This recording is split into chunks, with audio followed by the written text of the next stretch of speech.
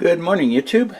So I wanted to make this video today to look at a couple of things. This is the wall transformer or wall wart, power brick, whatever you want to call it, that I use in my low voltage lighting class 2 wiring interface. I have a number of these set up in my house, and what I do is plug one of these wall warts into a switched outlet, and then I take the power and run it to a 12 volt headlight relay, and then I use the relay contacts to switch 12 volt DC from my solar battery bank to run things like LED lights.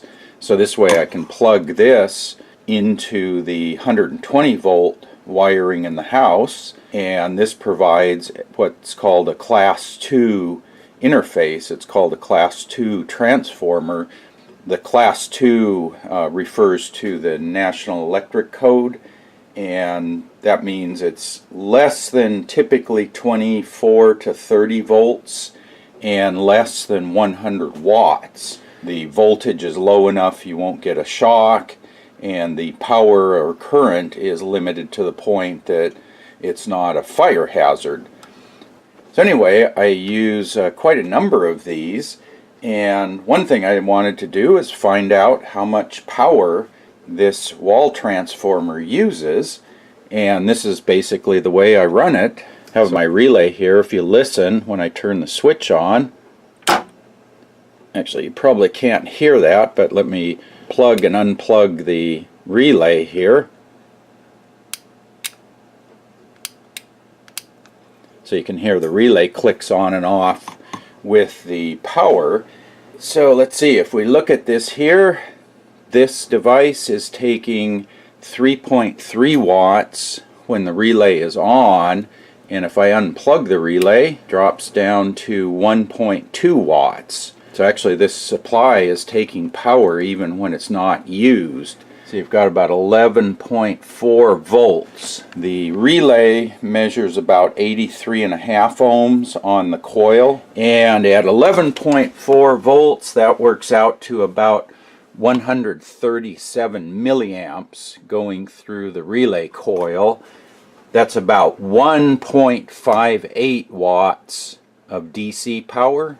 We're putting 3.2 watts of AC power in, meaning the efficiency on this device is really only about 48%. So half of that power is going up in heat, and then half of the power is going to the relay.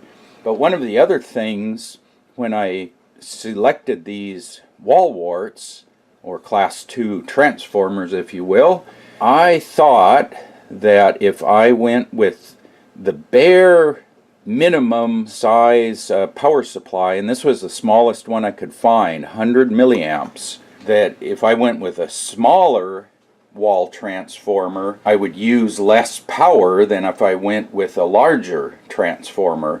So I want to try that out. Let me turn this off. I'll unplug this and let me plug in a bigger device. Okay, I have a larger device. This one's listed at 12 volts, 1000 milliamps. It's again a class 2 power supply. This one happens to have a cigarette lighter output, but I put a coax power plug on there. And if we turn that on, one thing we'll notice is this bigger power supply takes almost twice the power, no load. So I don't have anything plugged in yet. Bigger supply takes more standby power. And let's plug in the relay here, and we'll get the number. Let's see, we're about 14.8, 14.9 volts. If we figure out the current here, you've got about 177 milliamps coming out of this device into the relay. So the relay is now taking about 2.6 watts because it's at a higher voltage.